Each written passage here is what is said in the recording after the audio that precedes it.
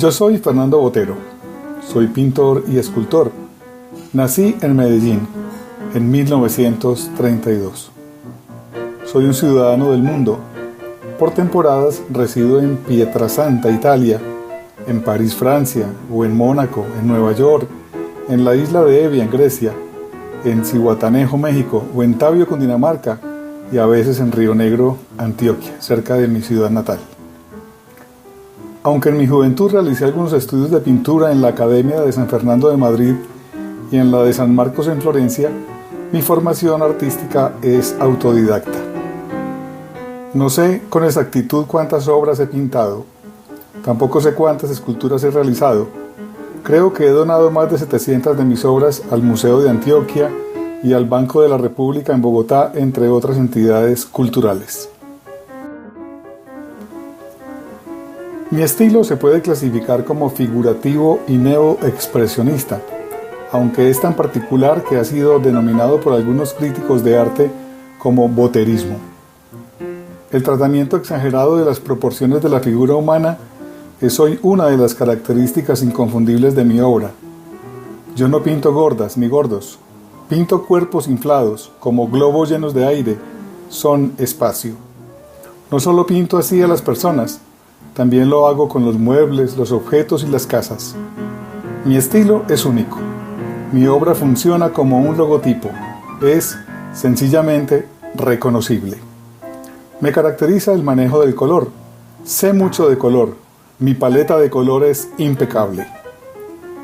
Mis obras han sido expuestas en los Campos Elíseos de París, la Gran Avenida de Nueva York, el Paseo de Recoletos de Madrid, la Plaza de la Signoria en Florencia, el Palacio de Bellas Artes, en el Museo Nacional de China en Pekín, a un costado de la Plaza de Tiananmen, en varias ciudades de Alemania, Inglaterra, Japón y hasta en las pirámides de Egipto. Algunas de mis obras, como por ejemplo estas dos que están observando en este momento, han sido vendidas por más de $2 millones cada una. Las temáticas de mi obra son diversas. El circo, la fiesta taurina, la mitología griega y romana, las costumbres, la vida cotidiana, la familia, la naturaleza, la religión, la política, los bodegones, la reinterpretación de obras clásicas, los retratos y autorretratos. La gran mayoría de mis obras reflejan mis raíces. Creo en la identidad. Mi país, Colombia, tiene dos caras. Es el mundo amable que yo pinto siempre, pero también tiene esa cara terrible de la violencia. Y hoy me quiero referir muy especialmente a cómo he tratado con especial interés el tema de la violencia en Colombia. Siendo muy joven me fui a vivir y a pintar unos meses a Tolú, Sucre, en las playas del Mar Caribe al norte de mi país. Un día que estaba en la playa, vi que unas personas traían a otro colgando de un palo de mangle. Esa persona estaba amarrada de pies y manos y tenía señales de tortura y sangraba mucho. Allí también llegó la violencia bipartidista de los años 50. En nuestro país, la violencia se volvió parte del paisaje por cotidiana. Nos ha insensibilizado. Estoy convencido de que la violencia en Colombia es el producto de la ignorancia, de la falta de educación y de la injusticia social. He sido muy criticado porque dicen que convertí el dolor en algo decorativo. Pero yo no creo que sea así. Pienso que es otra forma de manifestar el dolor. Yo no pinto la violencia tal cual es. Yo la miro desde el arte. En esta obra, por ejemplo, pinté un cadáver descuartizado de un hombre que está siendo comido por varios gallinazos. En Colombia los cuerpos sin vida de las víctimas de la violencia son botados en cualquier parte o son sepultados en fosas comunes. Esta es una pintura de mi colección Testimonios de la Barbarie. Yo busco que, por un lado, ética y estética se fundan en mi obra y por el otro, que el espectador se conmueva ante lo inaceptable. La violencia bipartidista, el paramilitarismo, la guerrilla, el narcotráfico y la misma violencia común ha llenado nuestros campos y ríos de NN. Los cuerpos sin vida son botados a los ríos para que se los coman los peces y los gallinazos, y para escarmentar y aterrorizar a la población. Generadas después del 9 de abril de 1948 por la violencia bipartidista, aparecen las guerrillas en nuestro país.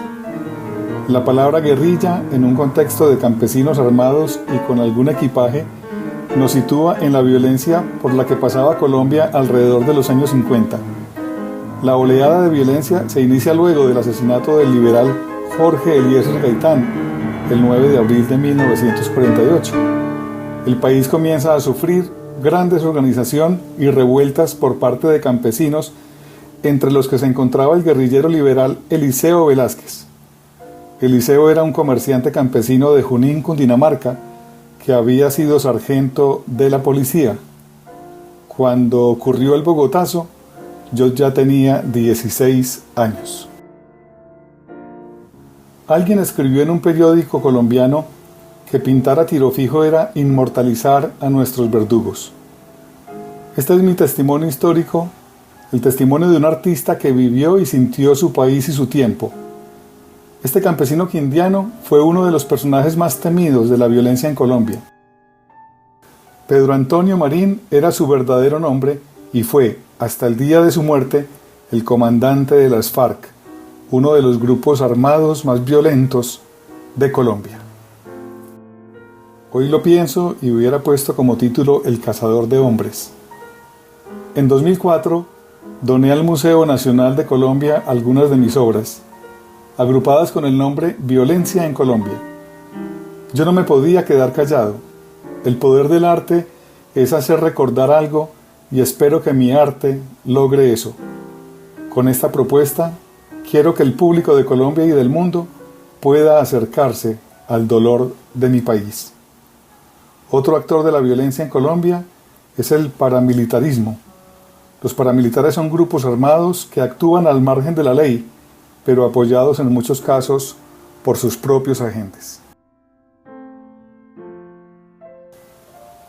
Soy un artista que está en contra del arte como arma de combate, pero en vista del drama que sufre Colombia, sentí la obligación de dejar un registro sobre un momento irracional de nuestra historia.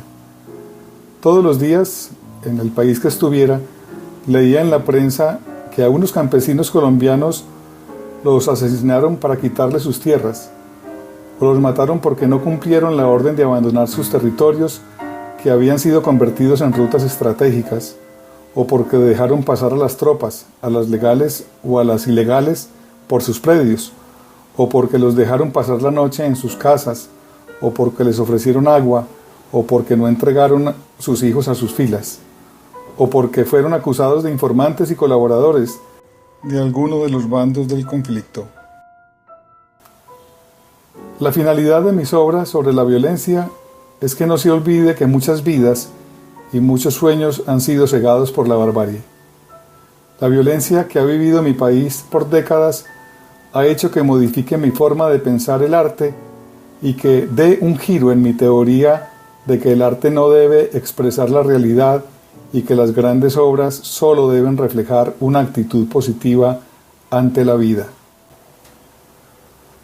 Muchos parques y calles de los pueblos de mi país fueron escenario de espantosas masacres.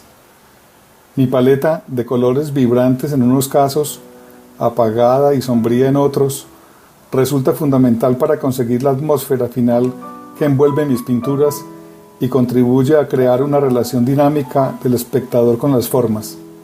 Los colores vivaces no resultan alegres, ya que ante la gravedad de los hechos, cumplen más bien la función de acentuar su carácter irreal. El éxodo que durante más de medio siglo ha causado las diferentes formas de violencia en Colombia, la guerra bipartidista, la guerrilla, el paramilitarismo y las bandas criminales han desestabilizado la sociedad, generando cordones de miseria en las grandes ciudades, desempleo, prostitución y más violencia. Pablo Escobar, el más reconocido y peligroso traficante de drogas de la historia de Colombia, huye sobre los techos de unas casas y cae abaleado por las armas de sus persecutores, delante de un paisaje que más de ciudad corresponde al de un pueblo tradicional de Antioquia. Con estas obras no pretendo exaltar el personaje ni las escenas, sino plasmar en el lienzo un acontecimiento ligado a la violencia narcoterrorista de mi país, la misma que acabó con miles de vidas y que minó la moral y la ética de una sociedad y de más de una generación.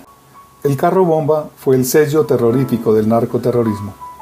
Entre 1984 y 1989 estallaron 9 carros bomba en Bogotá y Medellín. Entre marzo y julio de 1990 explotaron 18 carros bomba en las principales ciudades capitales de Colombia, con un saldo de 93 muertos y 400 heridos, en su mayoría civiles. Entre 1991 y 1993 explotaron 15 carros bomba, murieron más de 150 personas y quedaron heridas más de 300. Recuerdo que un caluroso día de enero de 1988 explotó en Medellín un carro bomba en el edificio Mónaco de propiedad del narcotraficante Pablo Escobar. Días después, este lamentó la destrucción de algunas de sus obras de arte que allí guardaba, entre ellas una pintura mía. Me repugnó que ese delincuente tuviera obras mías en su poder.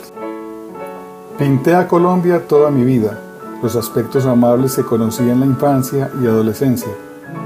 No siento directamente la violencia, pues vivo fuera hace mucho tiempo, pero la conozco a través de la prensa.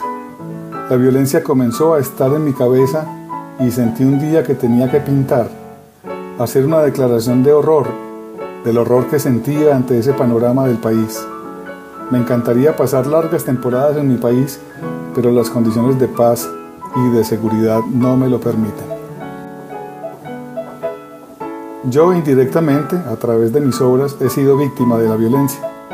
Mi obra El pájaro fue volada por una bomba de 15 kilos de dinamita, un artefacto terrorista que asesinó a 22 personas y dejó a más de 100 heridas. La escultura despedazada, fragmentada, permanece como testimonio de lo inaceptable. Al lado de la escultura destruida en 1995 por la bomba está una réplica que doné a la ciudad de Medellín y que fue colocada en 2000.